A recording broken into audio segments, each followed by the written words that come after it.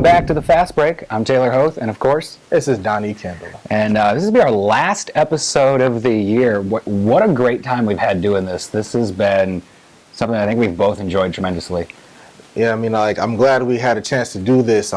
It's something we both wanted to do. It's very relaxing. It's very comforting doing something that we both love talking about, and that is basketball, the NBA. That's right. And a big moment here on the Fast Break. This will be Donnie's last show. He'll be graduating in May from Upper Iowa. So yeah, Donnie moving up in the world, moving on. We'll be sad to see you go, but thank you. Man, no problem. I'll continue to watching the show next season when it comes back up. Well, Donnie, let's jump into the headlines, shall we? Okay. So, first one I want to talk about is the MVP discussion. I know we've talked about it, I think pretty much every episode we've had. We saw the first round matchup between Harden and Westbrook, and we did see Harden come up on the upper hand, but this is the final time I want to ask you, who wins the MVP this year? Okay, look, man, I know I keep saying Westbrook should win it, but then I threw in Kawhi Leonard. You can't forget about LeBron James. But, honestly, I got to go with James Harden. And I know people say you cannot try to determine, the MVP by the playoffs or like Coach of the Year and all the other stuff. But the award isn't out yet, right? It's not out yet. And in that duel, which we just saw James Harden play with under control and composure, a phenomenal player, I'm saying he's really good doing what he does. But I'm switching my vote to James Harden because the man had playing with a chip on his shoulder just like Russell Westbrook is. But the thing is, he didn't make neither one of the all-NBA first, second, or third teams. So he has a lot to prove, and he really did. And plus, wins do matter. He has more wins than Russell's team does, or did. Right. No, I'll give that to you. Yeah, Harden played fantastically in the series, and, he carried the Rockets past the Thunder. But I'm still going to give it to Westbrook. Here's my reason. Okay. I'm still going to go with the personal achievement because the MVP itself is a personal achievement award. We've seen what Westbrook has done this season with the triple-doubles and carrying the Thunder. And I'm still going to go with the argument that without Westbrook, the Thunder aren't making the playoffs. I think we can both agree on that. Yes. And he carried them this season. And I think just from a personal achievement standpoint, that's why I would give him the MVP. But, Kawhi, that's a good throw in there. But I still think Westbrook should win it. But I really do think Harden's probably going to win it, though. I agree, too. But what you're saying about Russell Westbrook is that the individual achievement, and I know I stressed on that a lot, too. But it is something that hasn't been done in almost 50 years, just about. Right. But we'll see when they announce the awards. We'll see. And it kind of brings us nicely to our next one. It's been a wild season, and I want to get your favorite moment of this NBA season. Man, I can't really think of just one, so I'll just give you one of the many that I did see.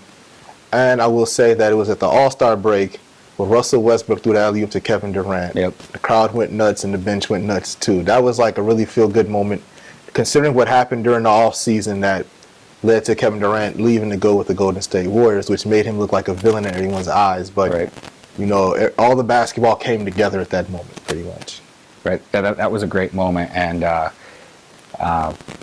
really high-scoring All-Star game this year. That's not my moment of the season, but, man, that was...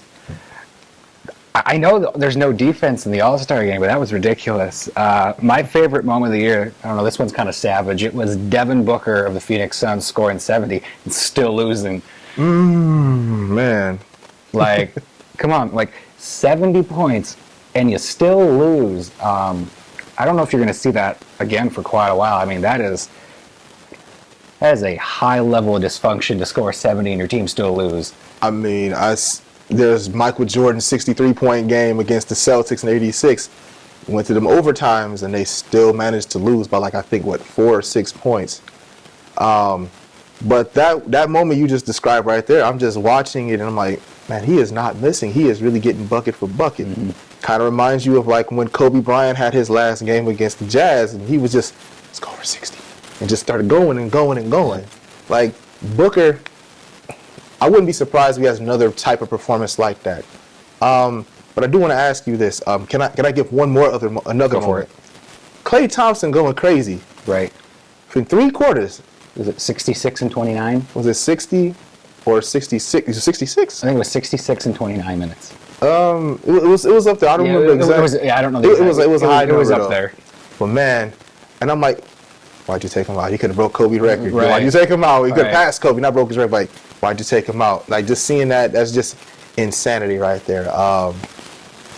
And I like it. I like it a lot, though. Do you have one more, or? I think maybe just real briefly, we've seen Joel Embiid play really well this year, and a lot of people worried he'd be a bust. He'd be like a Greg Oden, where he'd never play because he was hurt all the time. But good for Joel Embiid. He had a really good season, the amount he was able to play. So,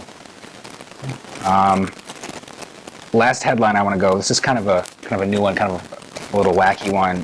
We've seen other professional sports here in the U.S. relocate or expand to different cities, and I want to get your thoughts on the 3 cities or 3 states or 3 places you'd like to see an NBA team. Okay. Well, first of all, I'm gonna say Cincinnati would be a nice place to have a basketball team. I mean, they had it before with the Cincinnati Royals, and we know they ended up, I believe, becoming the Sacramento Kings. You know, there's history in that city. Oscar Robertson played there. And they have a football team, of course, the Bengals, the baseball team, the Reds, and so with the Reds, there's a history there too because they won championships, and bring another sport in there and get more people to come. Then they can, because the Cavaliers could use a rival in their division, but a state thing, and that'd be kind of cool. However, with it being 30 teams in the league, someone would either have to move to Cincinnati or they have to make more teams in the expansion. Right. My first city would be taking a team back to Seattle. Okay. Man, those people, they were devastated when they lost the Sonics, and they became the Thunder. And I think a team would do really well back in Seattle. They love their basketball. They know their basketball up there in Seattle, and I think it'd be a great fit for the NBA to go back to Seattle. I don't think they should have ever left, but that's not something that has anything to do with us, and we had nothing to do with it. Right. The second city that I was thinking about, honestly, I was thinking Pittsburgh. I don't know why I'm thinking Pittsburgh. I do know I'm thinking Pittsburgh. You got the Pirates. Mm-hmm. You got the Steelers. Why not bring basketball there? True. Why not? I mean, I'd like to see like an in-state rivalry, and that's my whole thing right there. In-state rivalries are the thing that I really like the most because it brings the fans in there, just like with the Brooklyn Nets going against the New York Knicks. And also just having the name Hines somewhere written all over in Pittsburgh would be kind of awesome too. Right. They've also got the Penguins, I believe. I forgot about the Penguins. I can't believe I did that. You could even have that team in Pittsburgh stay with that black and yellow color scheme, and you could have that's kind of something cool that City of Pittsburgh has. Is they've got all their teams going to have that unanimous color, and no matter what team you're going to support, you can still wear the same colors. Oh yeah, definitely. I think my second city is Louisville, Kentucky.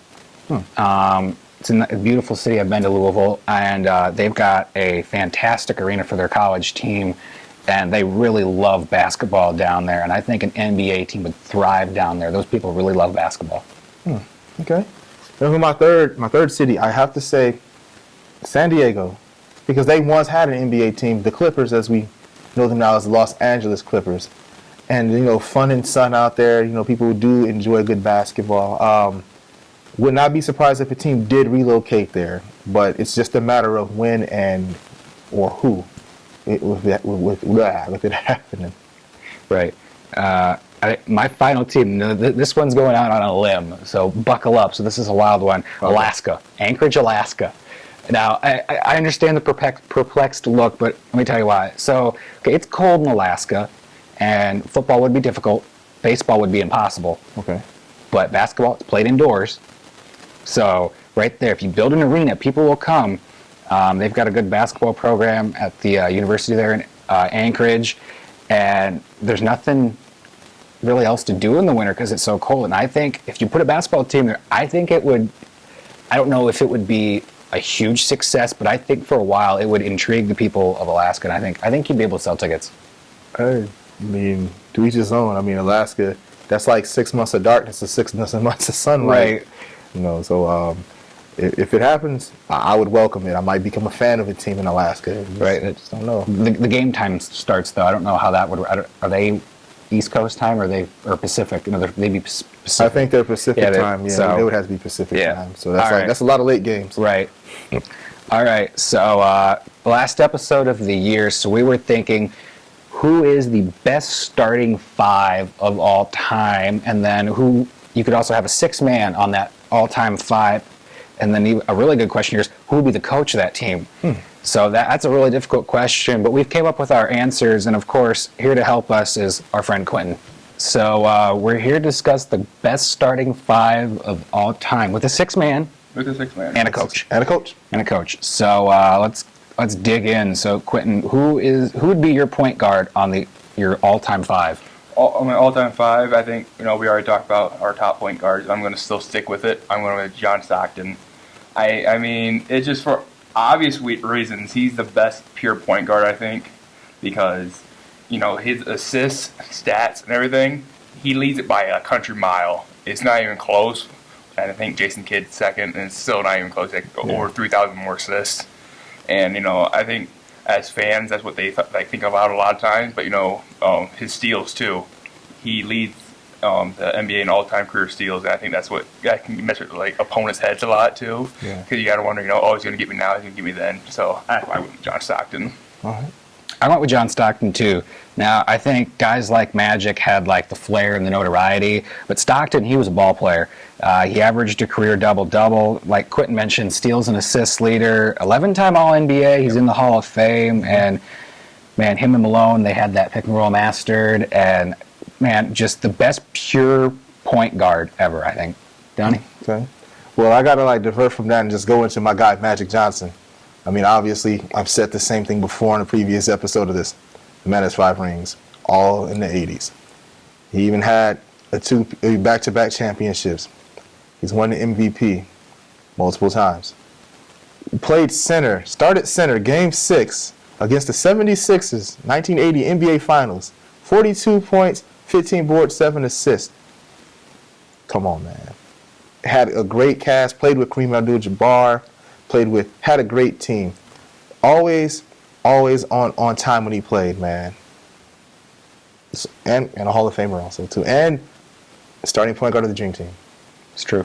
All right, Quentin, shooting guard? All right, shooting guard, I already know, and you guys probably already know who it is, too. Yep. I'm outnumbered here, but I'm still going to go with Kobe. I mean, we could still have this talk and everything, too, but, he's a first and only player as of right now to have 30,000 points and 6,000 assists. So I think, all around he's... I'm not knocking Jordan at all. Okay. I know. We all know Jordan's great and everything. Yeah. I'm just a little biased towards Kobe. Okay, that's understandable. All right, so I went with Jordan, too. I think Donnie has Jordan as well. 30 points per game of his career, won 5 MVPs, won 6 titles, 11-time All-NBA. He's in the Hall of Fame. I mean, he's the Jordan brand, so, yeah. Oh, yeah. Michael Jordan is also my pick, too, man. I mean, great minds do think alike. Now, don't get me wrong. I do like Kobe Bryant, though. Man, played 20 years. When he had that injury, knocked down those 2 free throws and checked out the game for the rest of the playoffs and whatnot. But with Michael Jordan, I mean, he didn't really have much help when he started. So he technically, kind of started from the bottom, and now he's got the logo, He played 15 years, like I said before in the last episode we were debating. Do you really want to talk about, those Wizard years? I don't think no one really wants to. But Michael Jordan's the only player I know that took time out to play baseball and come back to the pros a lot more stronger than ever. And don't forget, he led his team to 72-10, and they won the title that year. All right. Small forward? My small forward, I had to suck up a little bit of pride here. I am by no feat or anything a fan of LeBron James at all. Mm-hmm. But, you can't knock him as a player. Because he is going to go down as one of the greatest ever, top 3 with Kobe and Jordan, whether I like it or not. Yeah. And I just think, he's probably going to make it back to the finals in this year for the 7th time or something ridiculous like that. Mm-hmm. I mean, so I just think he just makes his team better for him. So, yeah, that's why I went with him. Okay. All right. I went with Larry Bird, a fellow Midwest guy. But I do agree with you with LeBron. He's going to go down as one of the best players of all time, and he is just a tremendous athlete. But I'm a little biased. I went with one of my favorite basketball players of all time, Larry Bird. Averaged a career double-double, 3-time champ, 3-time MVP, 10-time All-NBA, Hall of Fame. I also have Larry Bird as my small forward. Now, here's the thing, though, about Larry Bird. Him and Magic Johnson, yes, I know I brought up Magic earlier, but they saved the NBA in the 80s, man. I mean, 60s, you had like the Celtics-Lakers rivalry, Jerry West versus Bill Russell and their teams together. And then in the 70s, they hit like a low point, kind of. Like, nobody was really watching. People were more into baseball than football. But he's made an impact. He won Rookie of the Year, by a slight margin over Magic Johnson. Won the NBA championship his second season. He won 3. If it wasn't for that back injury, who knows what else could have happened. And not to mention, he was also a Dream Team member. He's also an executive for the Pacers currently, but he was also a coach and got his team to the Eastern Conference Finals 3 times and even going to the finals in his last year. Oddly enough, against the Lakers, where they lost in 6. But Larry Bird's my guy. All right. Power forward? My power forward is I went with the big fundamental, Tim Duncan.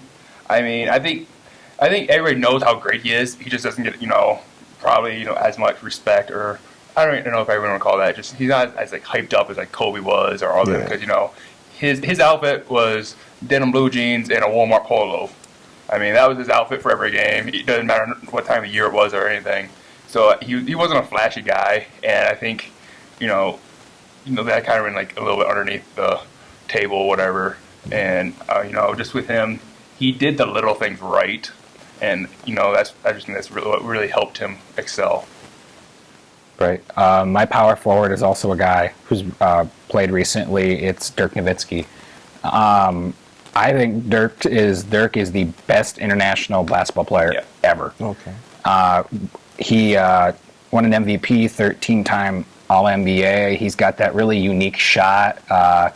He can stretch the floor, and I think he's helped a lot of Euro players and even international players realize that, if I do put in the hard work and stuff, I'm not guaranteed to be a bust. I can make this work. Okay. Well, I got to go with, I think this is the first time neither one of us had like 2-on-1 in like our picks. So we're going to make it just 1-1-1. I got to go with Karl Malone, man.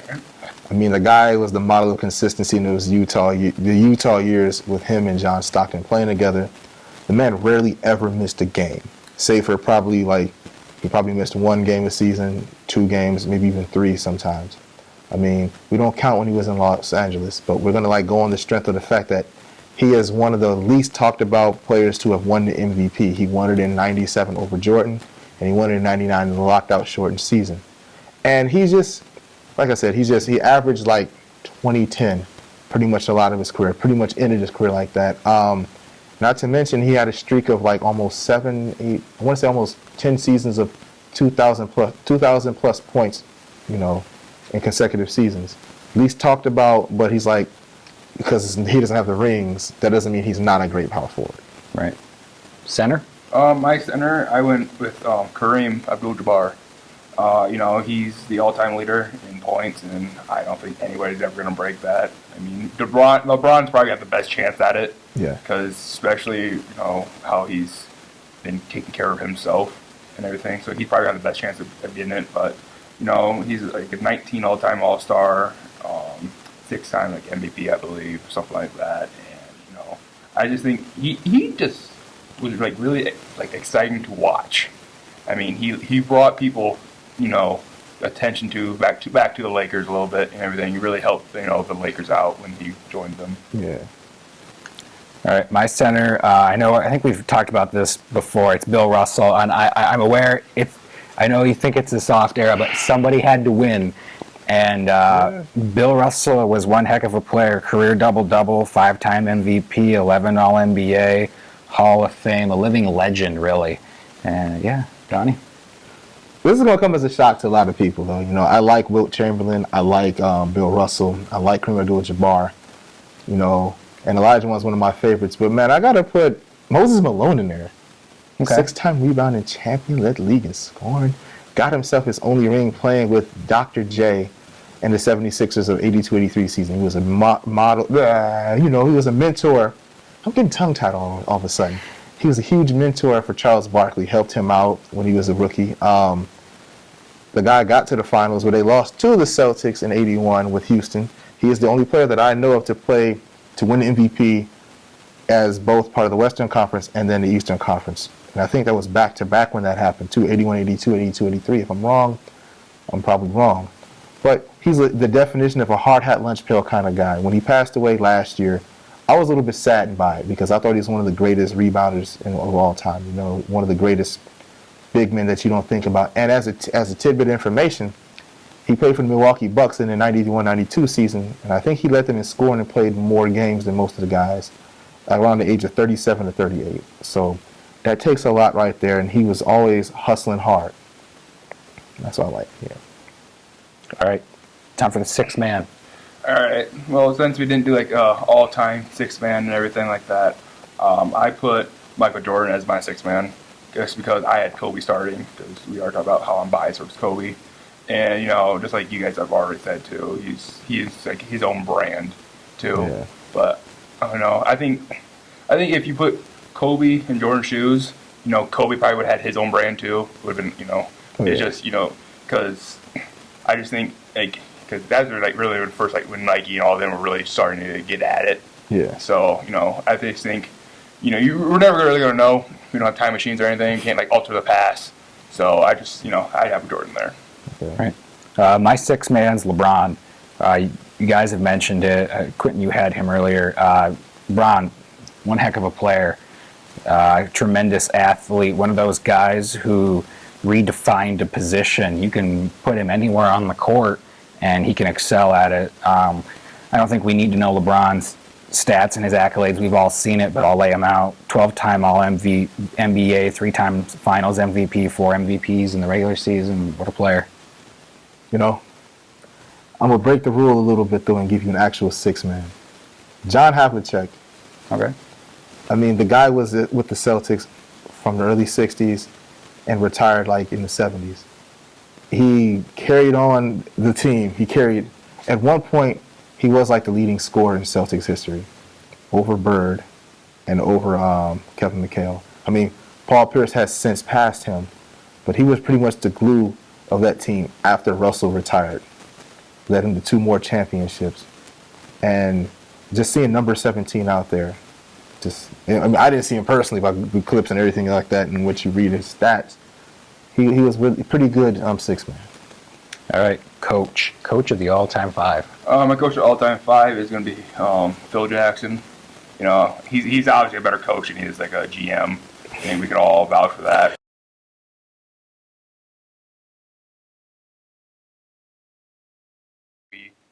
Two of the best players of all time, obviously. But, with the whole triangle offense and everything, that works if you have the players that can learn it and are willing to do it. You got to get those right, minded players and everything, too. So I just think, there's a lot of other great coaches, too. I just think Phil Jackson really was just blessed with a lot of athletes. I would agree. Phil Jackson's been a great coach. Not so hot as a GM. No. No, I mean, look who he's GMing for. Right, that's true. The Knicks are going through some tough times. I don't know if you can even call it tough times. I went with Red Auerbach. He won 9 championships, 938 wins. He was in the top 10 list of coaches of all-time NBA history. And I know he did kind of play in an era when there wasn't a ton of competition, but I still think he's a great coach. And I want to real quick throw in an honorable mention for Coach. Okay. Coach K. I know he did coach the Olympic teams that had NBA players. I mean, it's a stretch, but I would say Coach K is probably the best collegiate coach of all time. Yeah. Even though as much that really hurts me to say, because I'm a UNC fan. Oh. That it hurts to say. Yeah. But he's probably the top coach of all time, and it hurts me to say that. All right, Donnie, your coach. You know what, man? I'm gonna piggyback on what you just said there too. As a Tar Heel guy myself, It's bitter. It feels like a bitter feeling right now to actually have to agree with that right away. Of him being the greatest college coach of all time, Coach K. But I will also agree with you about Phil Jackson. You know, considering the fact that him as an executive for the trying to get it together. Him being next executive. I'm sorry, but him being a coach of the Lakers and the Chicago Bulls before that. Not to mention that he played under one of the greatest coaches, Red Holtzman, when he was in New York. I mean, Phil Jackson is the only guy I could see with putting 10 rings on all 10 fingers.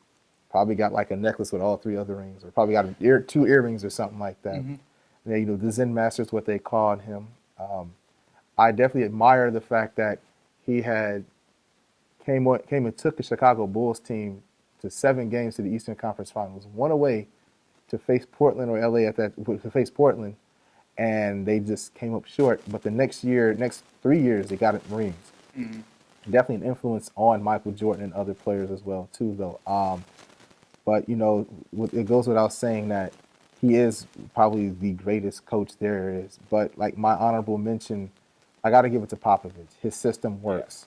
And you take special type of players to get in there and play the system. I kind of can see why Pau Gasol ended up signing with them, as well as LaMarcus Aldridge, too.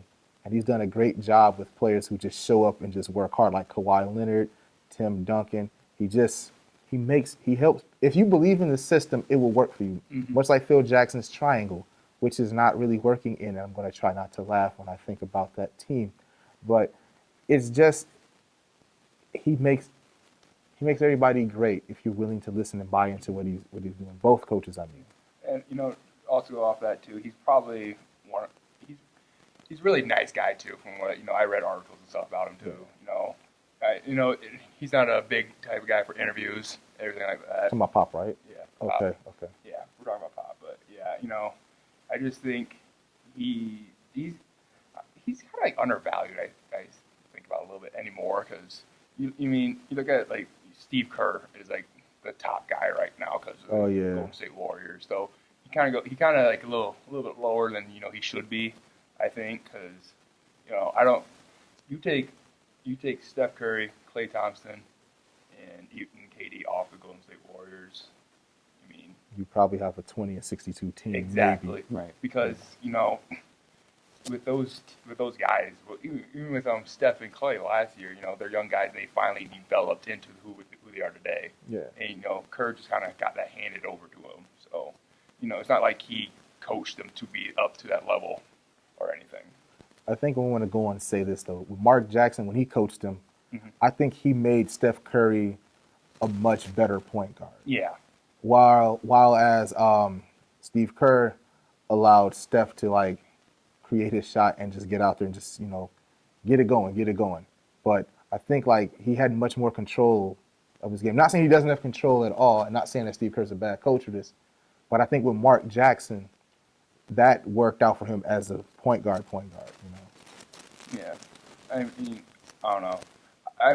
I like the Warriors and they had the first run to the championship and everything, but when they all went to, I think what was it last year with the 72, that's when they really started kind of rubbing me the wrong way. They started celebrating shots they started pulling out swaggy P stuff, celebrating shots where they go in, but they actually went in. That's the difference between the Warriors and swaggy P. I mean, but I don't know. They rubbed kind of a lot of people the wrong way with that. It's just one of those things I don't really like. Sure. Great conversation, guys. That's our all-time 5. Do you agree? Do you disagree? Let us know. Just kind of to wrap things up here, what is just anything you want to get off your chest, anything you think might happen next year, just some closing shots, some closing thoughts about the NBA season or what might be coming. Johnny? I'll go first. With the whole New York Knicks situation, it's kind of hard to take that organization serious anymore at all because, Phil Jackson is going out publicly about this thing with Melo, and it's just like so much drama is going on in the organization. They traded for Derrick Rose, and then the whole Joakim Noah signing and whatnot. I just hope there's some kind of resolve, some kind of closure. Maybe Melo does stay. I mean, outcome not likely. Also, it's just hoping for like a really good rest of the playoffs right now. You see like this competitiveness in it. The Grizzlies Spurs, that's always a good series there. But like for next season, I just want to see them like really crack down on calls, especially traveling. Oh, don't get me started on that. For sure. Yeah, I would echo what Donnie said with the officiating. The traveling needs to be cracked down on more. Another thing, I think Melo's going to get traded in the offseason sometime. I don't know where or how, but It's going to have to be a team that has, a lot of salary left because his salary right now is way too high. unless the Knicks are willing to absorb some of that salary just to get rid of him. Yeah, I mean, it's that's going to be kind of a hard thing to do because I don't think there's really a lot of teams that want Melo because he's getting up there in age too as right now. Yeah. And he's not really the best person to have in a locker room. Right. Also to add on top, sorry for interrupting, and also to add on top of that whole Knicks situation too. Let's not forget that they did sign Joakim Noah to like basically $18 million per year. Yeah. And he's out, and he's not going to be able to play because of the suspension is going to take hold next season. Yep. And that shoulder has been an issue here like the last few seasons. But I think Melo will get traded more than anything now. Now that I'm listening to what you guys are saying.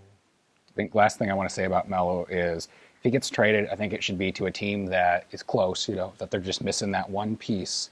And if Melo checks his attitude at the door, he can be a good piece for a team.